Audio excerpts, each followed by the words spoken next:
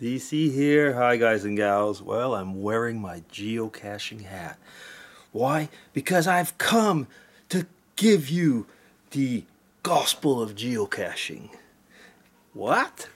Well, it's part of the SpookyUniversity series, Talk About Geocaching.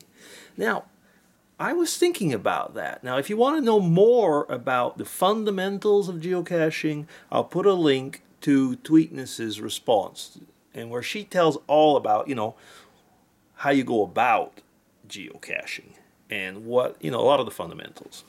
But I was realizing today very, very strongly how geocaching is almost like a religion. It's almost like a church. It is.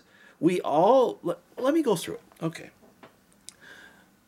The gospel means the good news and evangelizing people. I mean, that's not all that's to it, but there's a lot of that. There's a lot of that in geocaching. Geocaching, you go and get people and you have them come and join you. We have big meetings, events. It's like we have meals together. It's like it's more than a club. It is. We each have our names. We're part of a sect, aren't we? And why? Because we're all looking for a common denominator. We're looking for something that is unknown and that only us can find it. But once we found it, we want to share. We want to share that good news with people. We have our online sites, our web pages where we can share that good news. We even have our Rome, which is somewhere in Washington, which is the headquarters, where there's probably a head poobah there who's taking care of all these geocaching stuff. Anything else? Well, yeah. I mean, if you think about it, we even have geocaching pilgrimages. I said we have the events, but we also have pilgrimages. What are those pilgrimages? Well, in the United States, the all first geocache is called Mingo. To go to Mingo is like going to Mecca. And in Europe, we've got Europe's first. To go to Europe's first is like going to the Vatican. Now, I'll just show it to you. Now here's one of the high priestesses of geocaching, Tweetnes. Now she is coming up to Europe first. Europe's first. GC43. Yoo-hoo! Okay, Well, maybe you were wrong.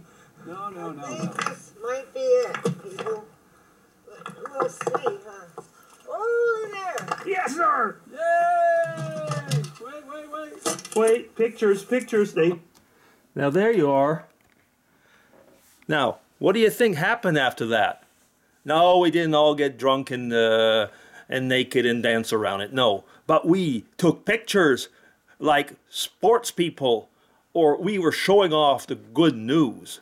But, in geocaching, just like in churches, there are factions. Like I said, there's almost sects in there. SECTS. Because there's groups that like things better, but there's this mythical, what we call first to find. The first to have the knowledge.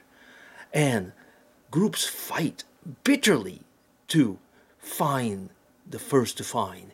Here is an example. Okay?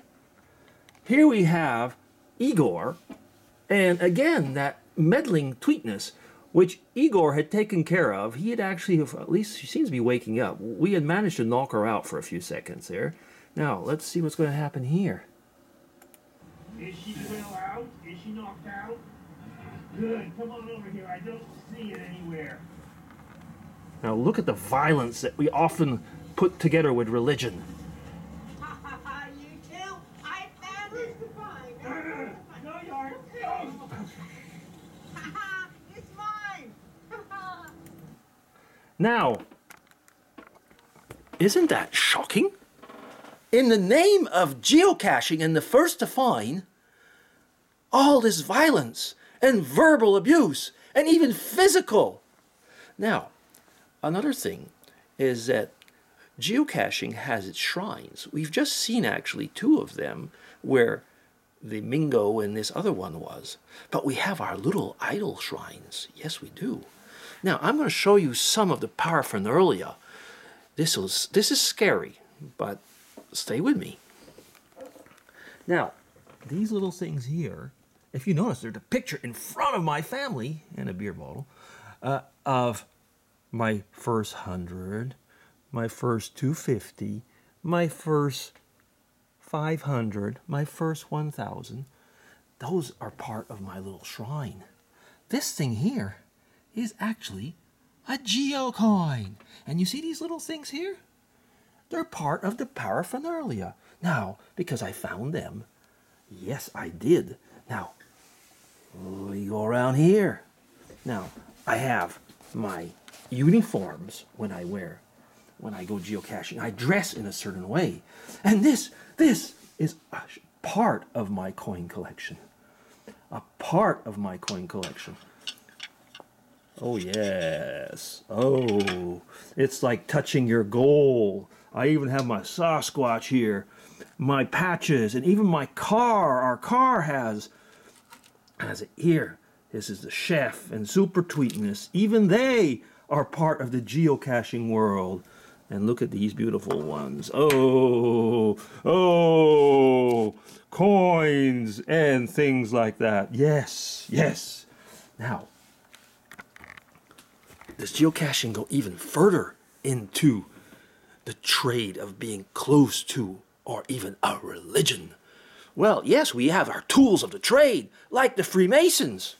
Now, let's go over here. What do I have here? I have my little multi-tool, which I should have opened that before. Here we are. Anyway, you get the idea. The most important tool of a geocacher probably is a just simple pair of tweezers to get to those little suckers. And of course, a knife. And this thing here, thing that I dropped on the ground, it's a magnet that you can use to get things. I got other magnets with strings. Now, what else? You're so vain. No, it's a compact mirror because sometimes things are hidden or backwards or stuff like that. Yeah. I didn't bring out the plastic gloves, but they're over in my bag over there. Magnifying glass. And my UV lamp. You say UV lamp? Yeah, because I'm sorry about moving that way.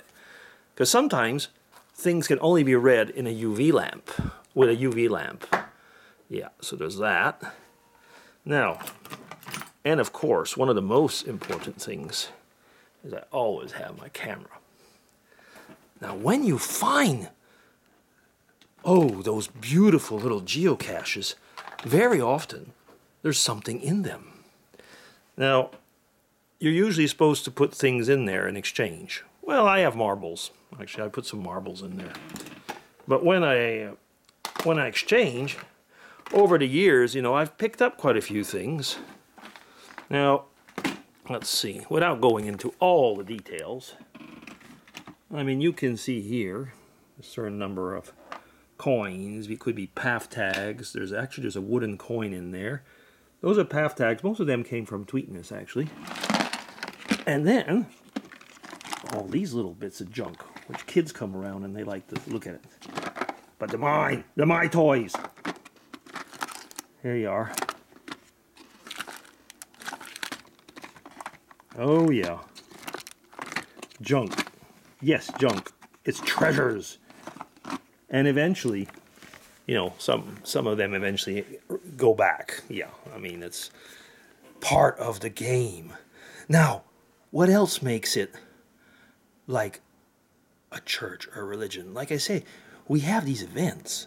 So when you make an event, when I go into another country sometimes, I will organize something called an event to have the people come and see the Swiss geocacher evangelist. Yeah.